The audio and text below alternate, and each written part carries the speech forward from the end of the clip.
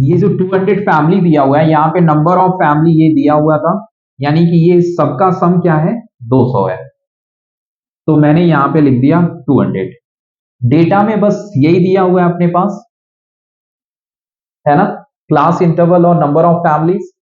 X निकालेंगे, x is the class marks. तो देखो आप क्लास मार्क्स कैसे निकालते हो, इन दोनों को ऐड करो और 2 से डिवाइड, तो ये 2500 अपॉन 2, तो कितना आ जाएगा 1250। अब इनमें गैप कितने का है, तो आप देखोगे 500 के गैप हैं, तो 500 ऐड करते जाओ, 1250 प्लस 500 कितना आ जाएगा 1750, फिर 500 2250, और इस तरीके से आप लास्ट टर्म तक आ जाओगे 500 ऐड करते हुए। फिर देखो इसको डायरेक्ट मेथड से भी निकाल सकते थे मीन, लेकिन उससे काफी मल्टीप्लाई करने पे बड़े नंबर आते, ऐड करना डिफिकल्ट टास्क हो जाता है ना। तो मैंने क्या किया, डेविएशन मेथड यूज किया है, यानी एज्यूम मीन। इसमें हो क्या रहा है, डी में निकालूंगा, डी आई कैसे निकलता है, तो एक्स आई माइनस ए क्या है, तो एज्यूम मीन। यहां पे क्लास मार्क्स में किसी भी नंबर को, इसको किसी भी नंबर को आप क्या कर सकते हो, डील कर सकते हो, एज्यूम मीन। तो मैंने एज्यूम मीन किसको ले लिया, इसको। आंसर सेम आएगा सब पे, आप चाहो तो इसको कर लो, इसको कर लो, इसको कर लो, इसको, सेम आंसर आएगा।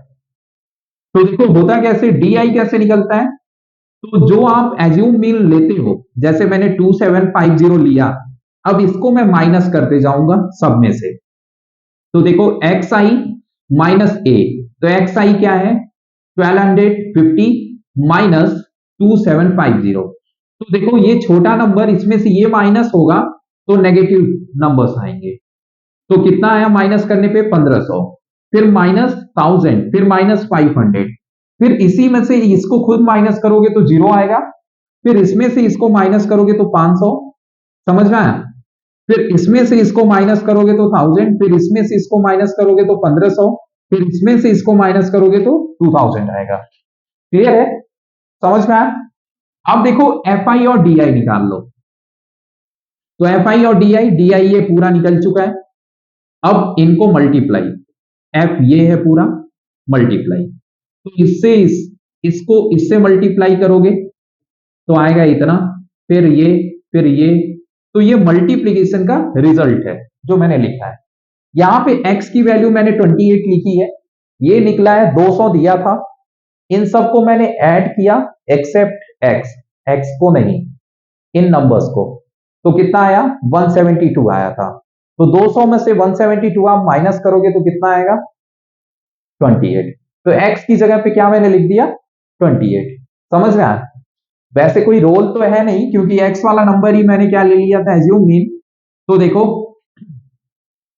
इसकी जगह पे डेविएशन कॉलम में 0 आ जाएगा, क्योंकि इसी में से इसको माइनस करोगे एक्स आई माइनस ए, तो वो 0 ही होगा, इसको मल्टीप्लाई करने पे 0 आ जाता, तो इसका उतना यूज था नहीं, लेकिन क्वेश्चन में x पूछा था तो मैंने निकाल दिया।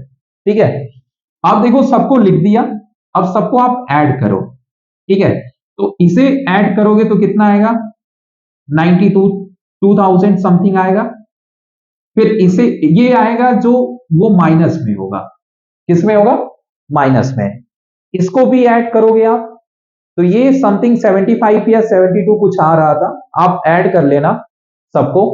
ऐड करने पे मैंने इसमें से माइनस किया तो मेरा माइनस 17,500 आया, कितना आया माइनस 17,500 आया। अब देखो मीन के लिए फॉर्मूला होता है assume mean plus F I D I, यहां सिग्मा लगा लेना अपॉन सिग्मा एफ आई। सो देखो एज्यूम मीन मैंने लिया है 2750, यहां प्लस, अब देखो ये माइनस में है तो माइनस में आप लिखना माइनस 1750 500, यही है ना 17,500। अब यहां पे क्या है ये 200, तो ये आप ऐड करो डिवाइड करोगे तो कितना आ जाएगा 87.5, तो ये 2750 माइनस 87.5, अब माइनस करोगे तो क्या आएगा 266 2662 पॉइंट कितना आएगा 5, समझ रहा है, माइनस करने पे। तो ये आपका आंसर है, मीन है, समझ रहा है। तो एज्यूम मीन में क्लास मार्क्स में ही क्या करते हैं, अपने को एज्यूम करना पड़ता है, ठीक है।